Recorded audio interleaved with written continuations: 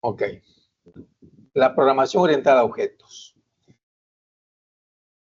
Aquí hay múltiples definiciones. Yo he tomado por aquí una de las fuentes que estarían aquí al final.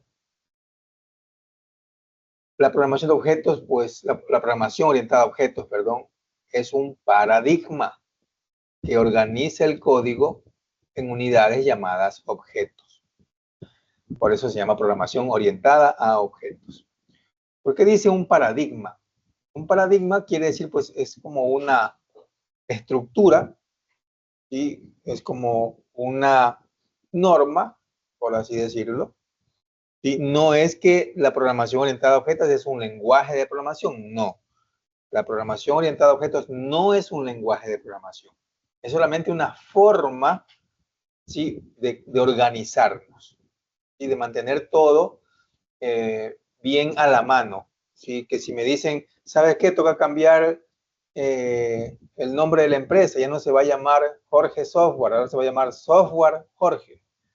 Entonces yo, como ya estoy bien estructurado, bien organizado, yo ya puedo saber hacia dónde dirigirme y hacer esa actualización. ¿Qué facilita la programación orientada a objetos? Facilita la modularidad. ¿Sí? Es decir, esto va a permitir de que cada objeto o cada parte del todo, que es el sistema como tal, ¿sí?, sea independiente. Y además de que yo pueda reutilizar ciertas partes de ese código, ¿sí?, mejorando pues el mantenimiento y mejorando que ese software sea escalable, que pueda ir creciendo. ¿Ya?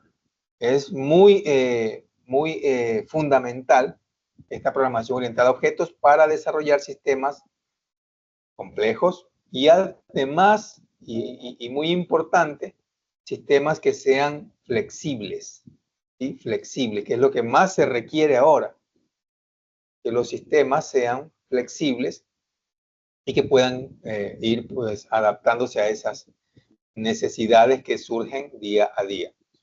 Permítanme registrarle aquí la asistencia a quienes se han hecho presentes ahora, ¿ya? Permítanme un momento, estoy con Ángel. Permítanme un momento.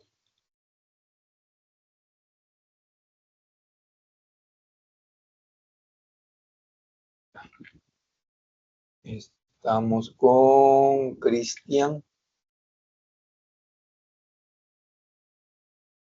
Estamos con Oscar. Oscar, ¿me ayuda, estimado Oscar, con su apellido, por favor? Buenas noches, profe. Oscar Huacas, con H, Huacas. A ver, digámosle. Muchas gracias, profe. Ok, ya lo encontré. Gracias, estimado Oscar. Y Cristian Casa, por favor. Sí, ya le registré, Cristian. Ok. Bueno, entonces, les estaba comentando de que la programación orientada a objetos no es un lenguaje de programación. ¿Sí? Aquí, pues, de pronto, entre quienes estamos aquí presentes, ustedes me podrían nombrar un montón de lenguajes de programación. ¿Sí? Si han hecho pues, sus averiguaciones, sus consultas, o ya están de pronto ahí en el mundo de la programación, ustedes me podrían indicar, por ejemplo, algunos lenguajes de programación que hay a nivel de software, ¿no? A ver, comenten, por favor, nómbrenme algunos lenguajes de programación por allí. Python, Java, C, C++. ¿Ya? Esos sí son lenguajes de programación. Pero la programación orientada a objetos no es un lenguaje como tal. Es una manera, es una forma, es un paradigma, lo que nos dice aquí esta pequeña definición, que nos permite organizar el código. ¿Sí? Nos permite tener una línea clara a seguir para de pronto hacer modificaciones y hacer que las líneas no sean tantas dentro de un código, ¿sí?, al momento de estar desarrollando. ¿Ya? Algo fundamental que persigue La programación orientada a objetos es la reutilización del código. ¿Ya? ¿Qué hace pues la reutilización? Que yo pueda ciertas partes de todo ese software irlas invocando, y requiere ahí el término, irlas llamando, irlas solicitando de acuerdo a mi necesidad y no estar otra vez escribiendo el mismo código, sino que con una simple llamada y atraigo a ese código y lo utilizo de acuerdo a mi necesidad.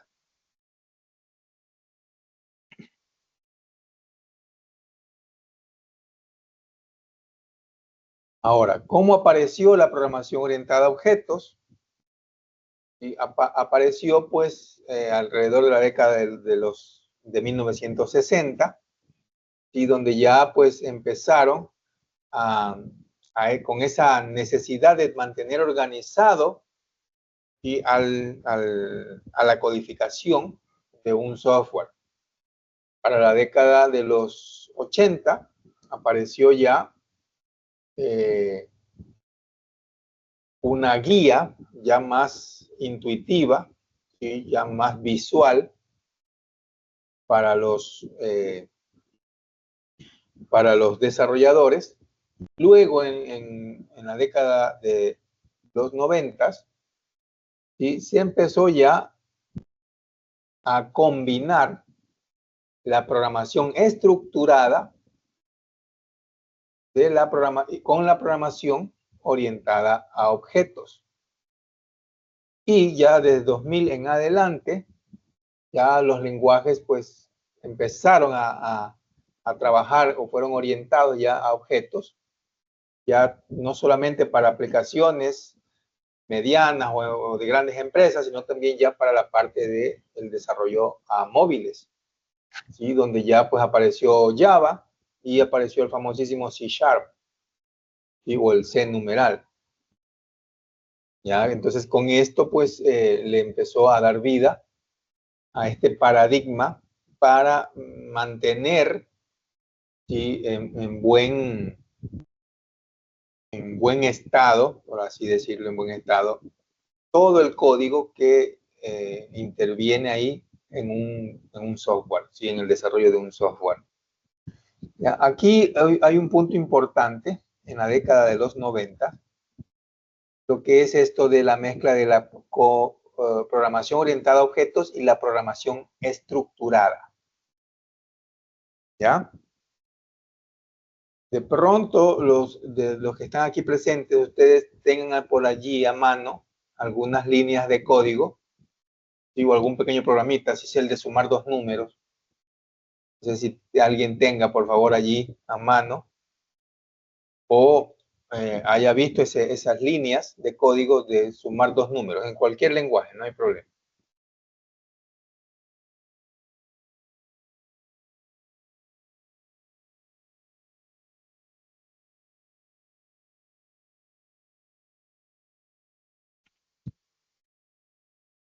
Bueno, no, al parecer no tienen a mano, no hay problema. Yo tengo por aquí un poco de código.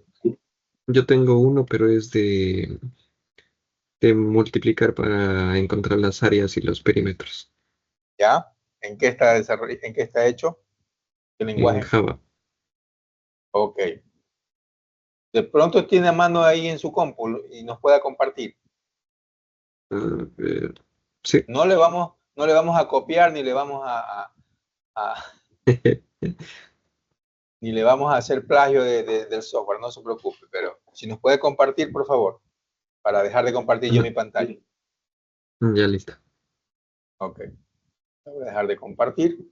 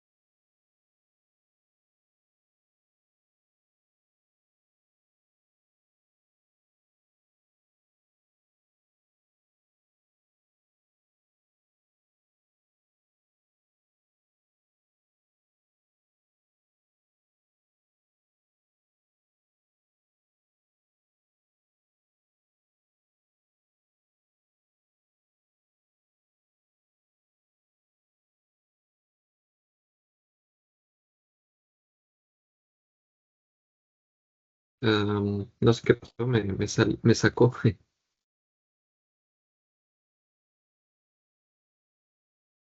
del micro, profe. Ah, ok, perdón, estaba hablando sin haber activado el micrófono. Sí, confirme si ahora puede compartir, por favor.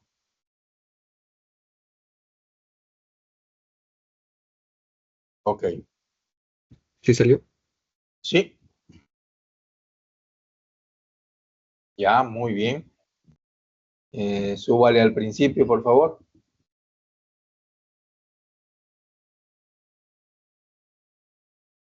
Ya, perfecto.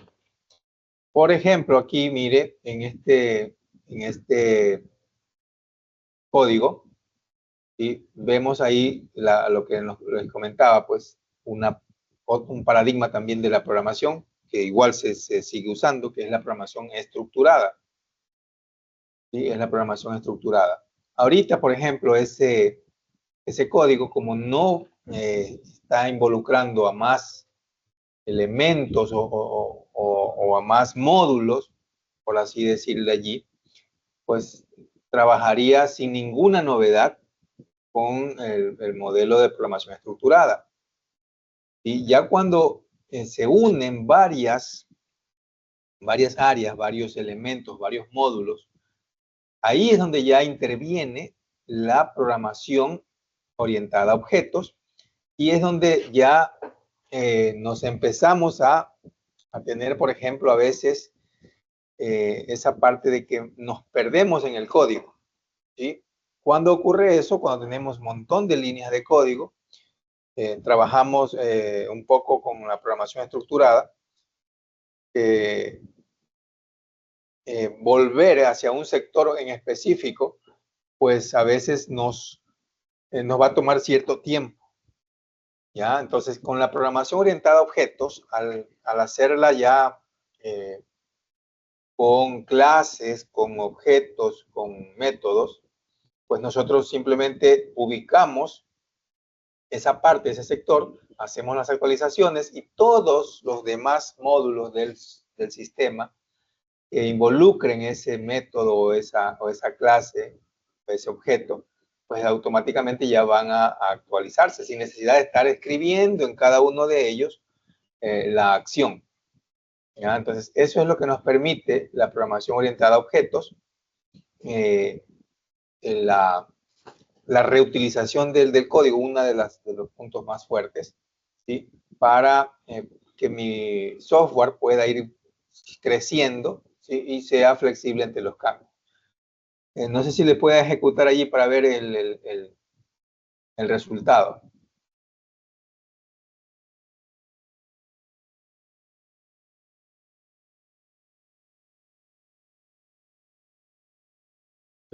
Minimizó la consola. Y ahí sí.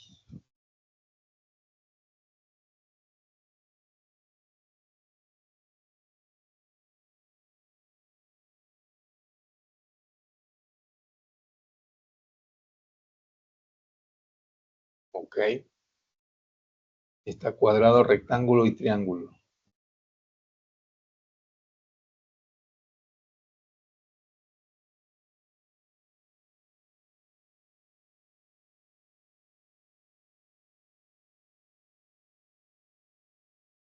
Ya. ¿Ejecuto el ejemplo con todos o Dice, área los? 25. Vamos con el triángulo. Me imagino que ahí le ha de pedir altura y base y altura.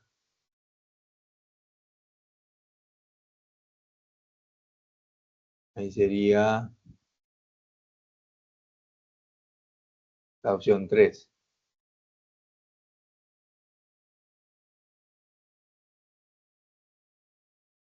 Ah, por lados. Ok. Ok. Y el salir sería 0.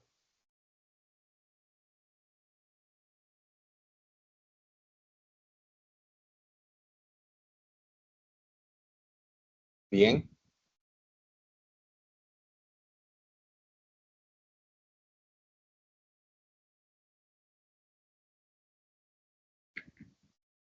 Bien, está.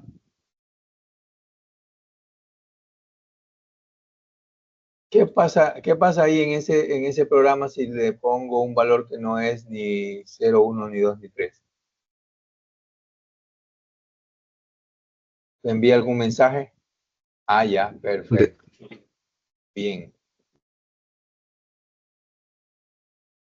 Ok.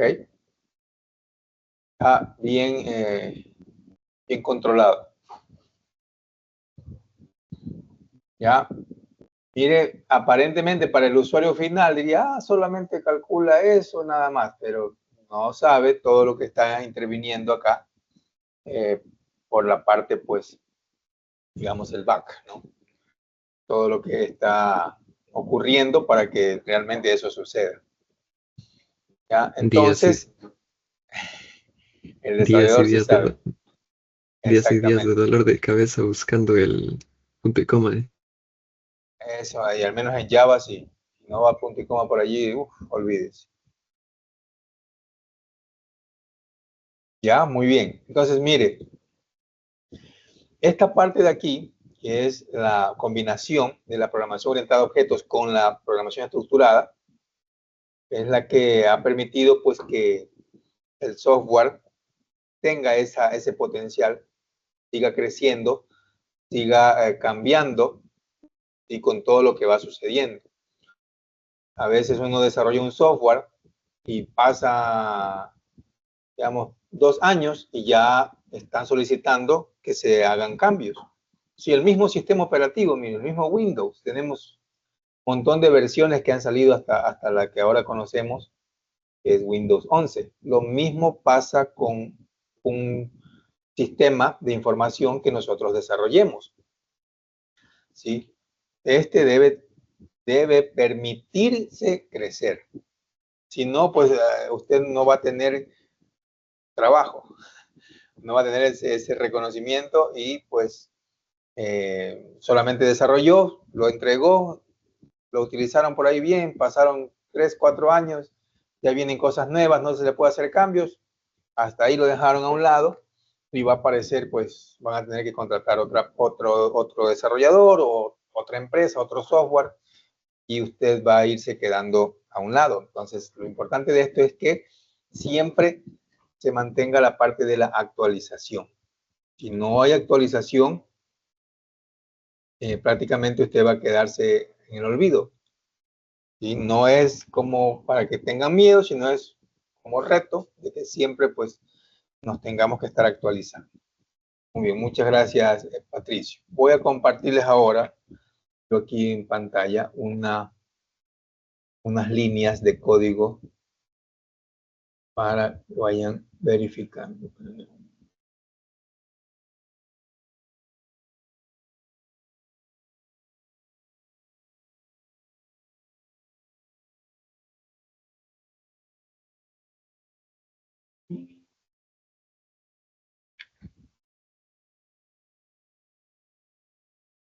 A ver.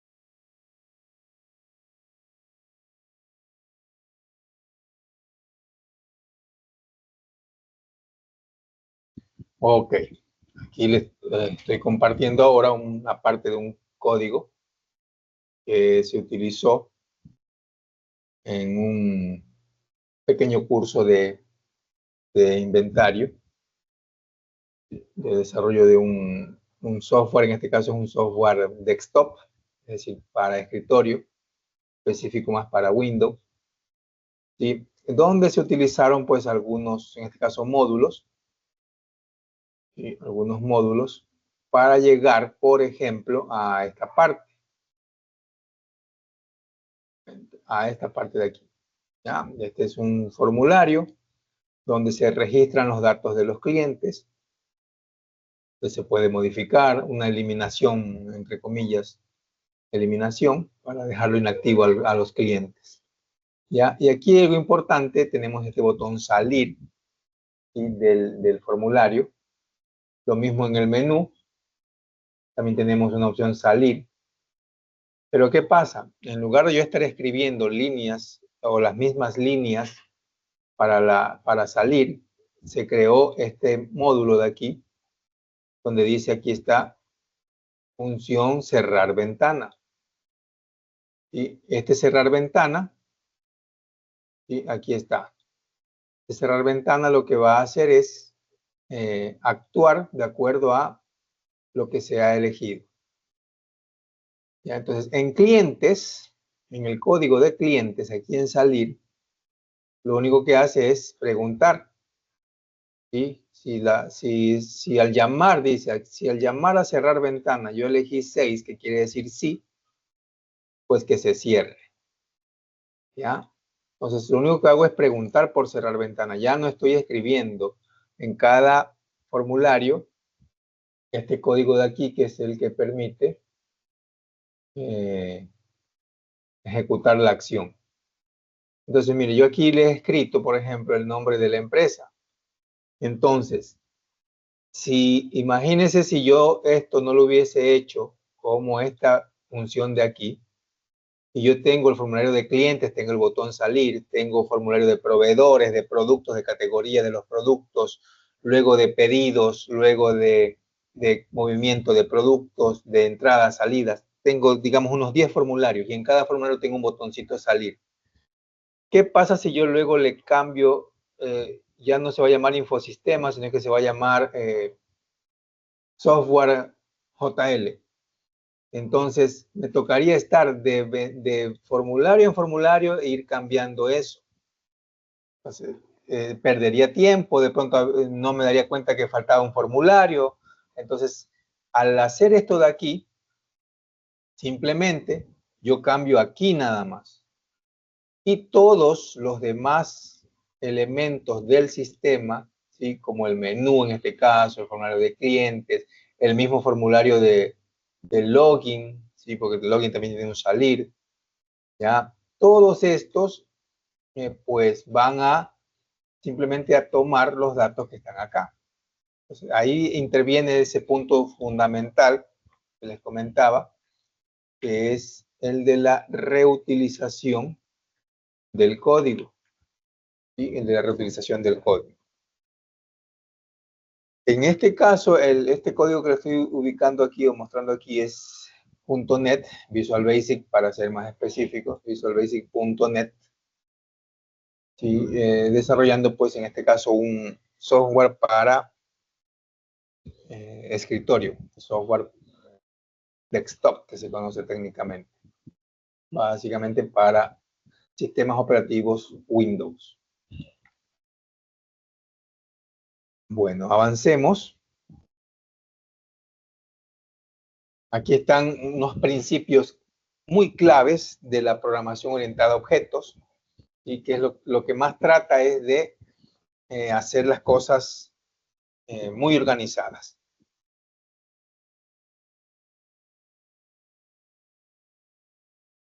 Por una parte tenemos el encapsulamiento, también está la abstracción, está la herencia, importantísimo, y está el polimorfismo. ¿Sí? Son principios que dictan pues esta norma o este paradigma de la programación orientada a objetos. ¿Ya? El encapsulamiento pues es uno de los pilares más importantes de la programación orientada a objetos. ¿En qué va a consistir este encapsulamiento? Pues en ocultar los datos internos de un objeto. Y además controlar el acceso. Y controlar el acceso. Es decir, cuando estamos controlando el acceso, ¿qué quiere decir? Que mejoramos la seguridad. ¿Ya? De esta manera, ¿qué pasa? Se protege la información y se evita que sea manipulada directamente desde otros puntos que no tienen nada que ver, tampoco nada que hacer allí con el objeto. Entonces, el encapsulamiento, pues, busca mantener la integridad de la parte interna de ese objeto. ¿Ya? Solo se puede acceder, pues, ya mediante funciones muy específicas, ¿sí? Que serían, pues, ya las de asignar o las de extraer. Ya, por ejemplo, si estamos desarrollando un software para una cooperativa de ahorro y crédito, ya, la cooperativa, pues vamos a tener ahí un módulo o una clase que sería la cuenta de la cooperativa, la cuenta de los socios. Ya, entonces, ¿qué va a pasar con esa cuenta? Esa cuenta, pues no se podría o no se debe modificar directamente, por ejemplo, el saldo. ¿Ya? ¿Cómo llegaríamos a hacer un cambio ahí en el saldo de una cuenta, sea de banco o sea de una cooperativa? ¿Cómo se modificaría un saldo de una cuenta? ¿Mediante qué acciones? A ver, comente, por favor.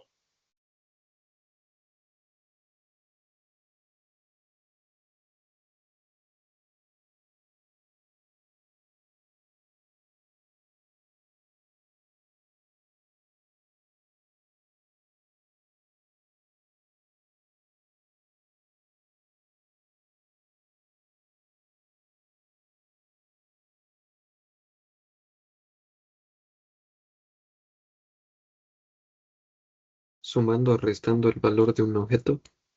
Perfecto, sumando, restando. Que si estamos ya en una cuenta, digamos de un banco o de una cooperativa de ahorro, ¿cómo sumo y cómo resto? ¿Con qué acciones? Depósito y retiro. Perfecto. Mediante esas acciones es que yo puedo lograr aquí hacer esa modificación. ¿Ya? Entonces, eso permite, ¿sí? O de eso trata el encapsulamiento, de mantener la integridad, en este caso, de los datos, de la información. ¿Ya? Es decir, yo no puedo directamente si tenía 100, no voy a poder cambiar a 200. Para poder llegar a 200, ¿qué debo hacer? Si tenía 100, para llegar a 200, ¿qué debo hacer? Un depósito. Un depósito. Ahí viene ya los procesos ya, ¿sí? Que yo debo realizar para tener ese cambio efectivo. Si tengo 300 y quiero quedar en 100, ¿qué debo hacer? Un retiro. ¿Sí? Un retiro. Entonces, el encapsulamiento solamente me brinda, ¿sí? Me brinda pues esa parte de protección, ¿ya? De protección de la información.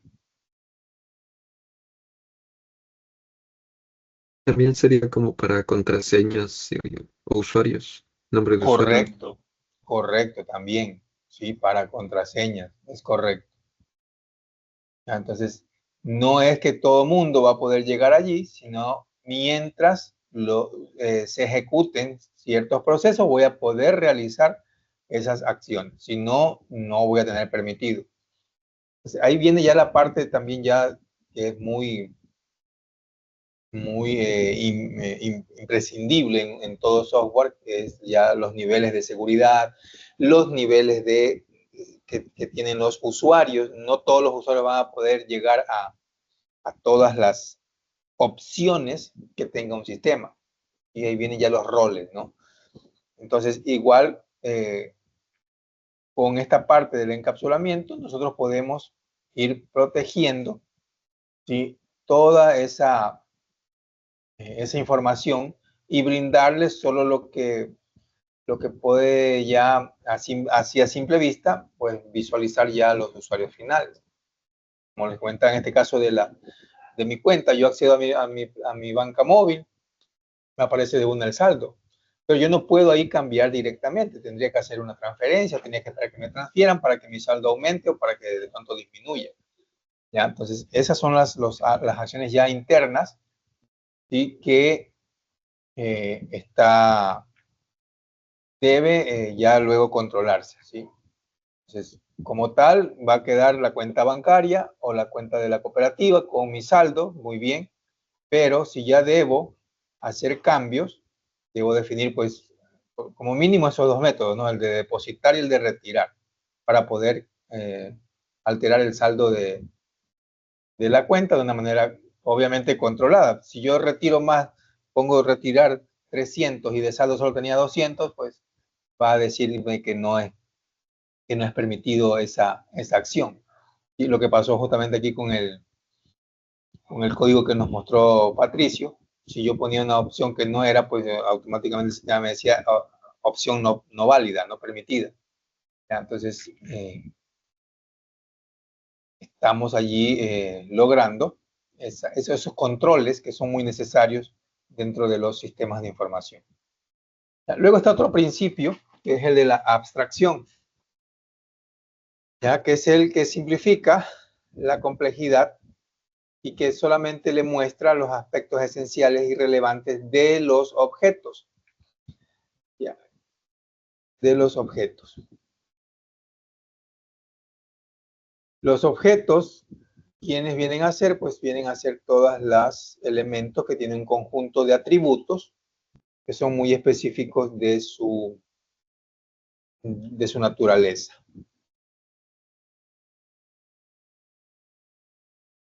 ¿Ya? Entonces, esta abstracción nos permite enfocarnos en los aspectos esenciales de un objeto, ignorando pues todos aquellos detalles que hasta cierto punto son irrelevantes o pueden ser de pronto complejos para el usuario final. La abstracción prácticamente lo que consiste aquí es en simplificar la realidad para presentar solo lo necesario ya dentro del software.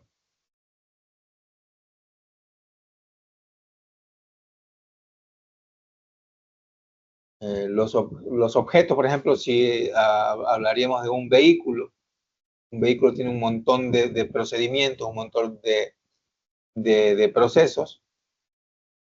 Con abstracción, por ejemplo, podríamos ubicarle de que se mueva, pero no sabemos el vehículo si es de tierra o de agua, simplemente se va a mover.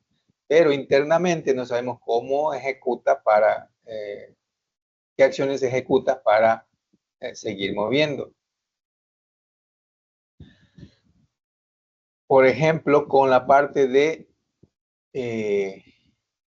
la cuenta, tomando como ejemplo nuevamente la cuenta, ¿sí? Para alterar el saldo, teníamos los depósitos y retiros. ¿Ya? Entonces, ¿qué pasa allí? Allí, por ejemplo, la interfaz que iría allí sería, por ejemplo, la de las transacciones. Entonces va a las transacciones, se ejecuta y se valida. Lo que les comentaba antes, ¿no? Ejecuto un retiro, ya, perfecto. Voy a validar primero si es que tengo el saldo suficiente. El saldo suficiente. Entonces, ¿qué pasa aquí? Los depósitos, los retiros, las transferencias van a estar, todos esos procesos van a estar internos. ¿Ya? El sistema central o el sistema como tal, lo que necesita es conocer, por ejemplo, que le vaya mostrando ahí el saldo en grande, que tenga el botón de depositar, de retirar o de transferir. Entonces, ¿qué nos permite la abstracción? Que los programas o el software sea más claro, ¿sí? Esté muy modularizado, muy sectorizado o muy categorizado y que tengan mucha posibilidad de darle mantenimiento. El mantenimiento no es solamente cuando ocurra alguna novedad, cuando ocurra algún error. No, el mantenimiento es que el sistema pueda ir cambiando, pueda ir creciendo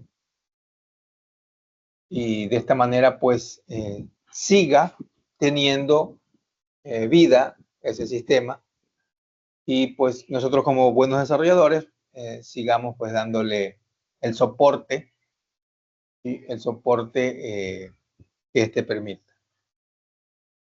La abstracción pues es fundamental para que el software pues pueda seguir creciendo y sea fácil de entender.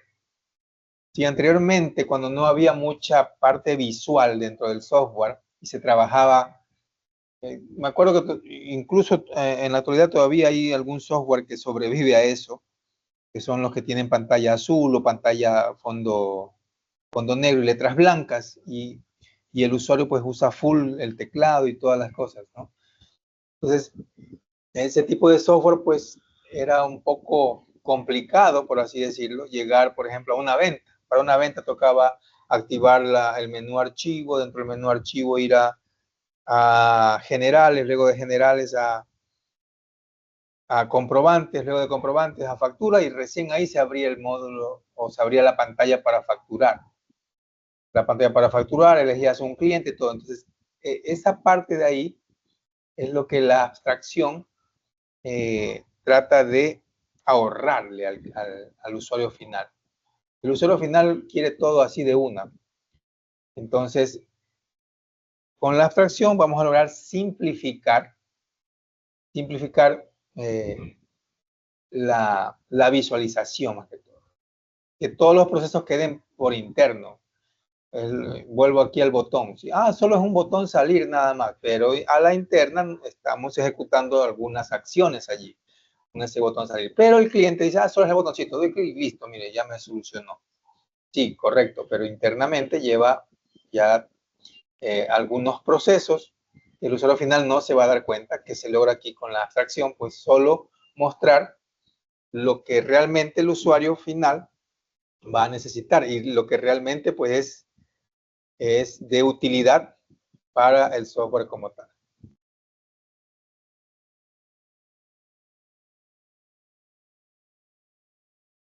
Bien, siguiente principio clave es la herencia. Es otro principio muy importante también a la hora de trabajar con la programación orientada a objetos. La herencia lo que permite es crear nuevas clases basadas en clases existentes, reutilizando sus atributos o sus propiedades y también sus métodos o sus acciones. Ya, este mecanismo pues fomenta la reutilización del código. Ya,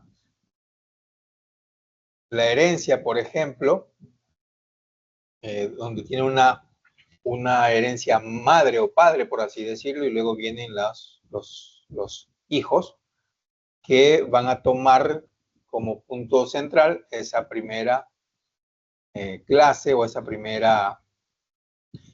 objeto. Ya, por ejemplo, si hablamos de cuenta bancaria, ¿sí? Cuenta bancaria, que es el primer gran apartado.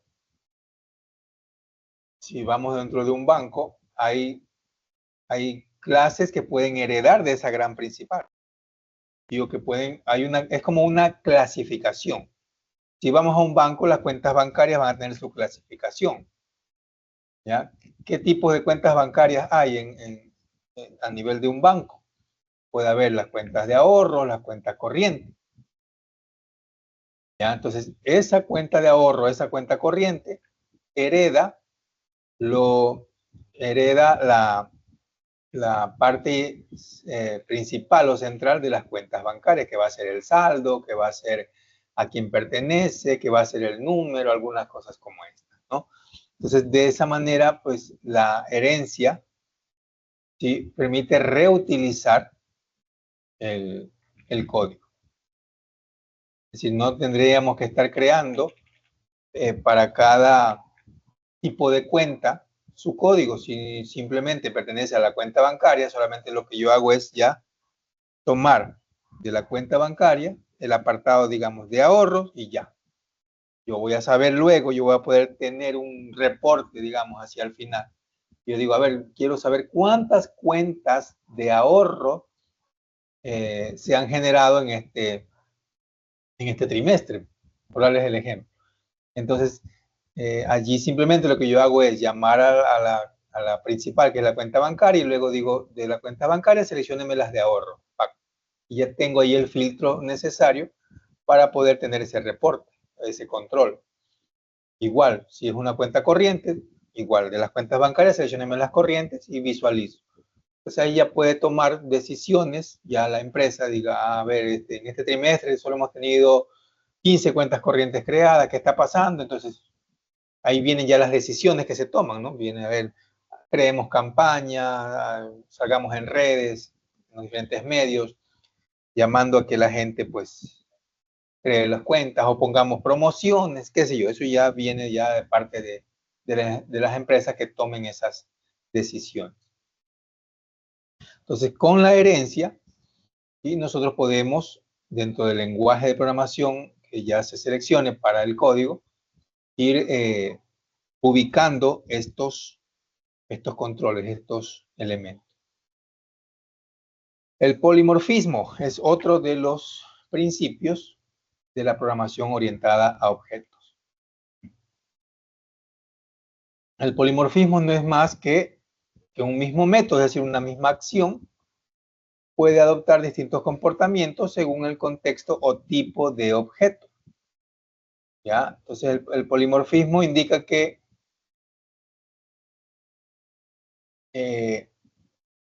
este cambiante, el código, sin necesidad de estarlo volviendo a escribir. ¿Ya? Un mismo método, dice, puede adoptar distintos comportamientos. ¿Ya? Y es aquí, justamente en este código que yo tenía, esta acción de aquí, el que dice cerrar ventana, ¿sí? Que es el mismo método de aquí, cerrar ventana, puede comportarse de diferente manera. Si yo estoy aquí en este formulario del menú, aquí, mire, aquí estoy llamando a cerrar ventana, pero aquí hay una instrucción que dice end. Pero si yo voy a clientes, y voy a cerrar ventana, aquí no dice end, aquí dice mi.close. Entonces, este mismo cerrar ventana tiene ese cambio. Y un mismo método puede adoptar distintos comportamientos según el contexto. El mismo método puede adoptar distintos comportamientos según el contexto. Entonces, aquí está especificado. Tengo este cerrar ventana que es de los clientes que solamente dice mi.close. Y tengo este cerrar ventana que es del menú principal. Del menú principal que dice end. Entonces, mire, estoy llamando a la misma acción. Estoy llamando a la acción cerrar ventana, pero acá le digo que end, que finalice todo. Y acá simplemente le estoy diciendo que se cierre esa pantalla. ¿Ya? Mire, estoy utilizando la misma acción, que es cerrar ventana, pero aquí ha cambiado lo que va a producir. Aquí está solo cerrando esta ventana como tal. Sin embargo, acá en este llamado, está finalizando toda la ejecución, es decir, se cerraría prácticamente ahí el sistema. ¿Ya? Entonces aquí está este principio que es el polimorfismo. Un mismo método, en este caso el cerrar ventana, puede adoptar distintos comportamientos según el contexto o el tipo de objeto. ¿Ya? Hasta ahí.